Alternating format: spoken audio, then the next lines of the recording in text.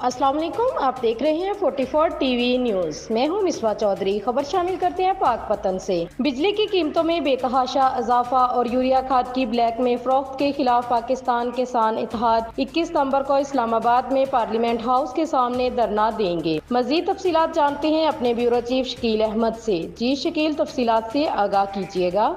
बिजली के बिलों में बेतहाशा इजाफे के खिलाफ मुल्क भर से किसानों ने 21 सितंबर को इस्लामाबाद पार्लियामेंट के सामने पहुंचने के लिए तैयारियां शुरू कर दी।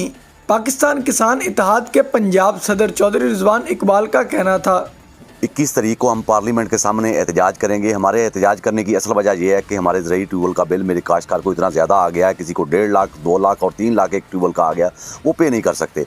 महंगी बिजली और टैक्सेस के इजाफे से आने वाला बिल किसान अदा नहीं कर सकते। गवर्नमेंट ने इतने किस्म के टैक्स लगा दिए हैं कि काश्तकार बिल पे नहीं कर सकता और DAP खाद जो 14,000 की बोरी होगी है वो काश्तकार अपनी फसलों में नहीं डाल सकता। यूरिया खाद हमारी ज़िली इंतज़ामिया या हमारी पंजाब की गवर्नमेंट इस कदर बेबस हो चुकी है कि वो ब्लैक में 3-3 हज़ार की बोरी बिक रही है, जबकि उसका सरकारी रेट 2250 रुपये है।